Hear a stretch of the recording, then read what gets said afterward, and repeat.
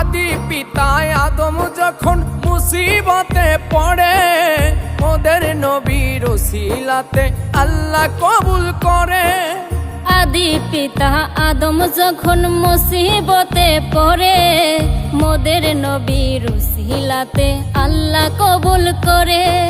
সাখারাতের বিছানাতে দেখা দিও রে, তো জাহানের বাদশা নবী কামলেওয়ালা রে, তো জাহানের বাদশা নবী কামলেওয়ালা রে। আমার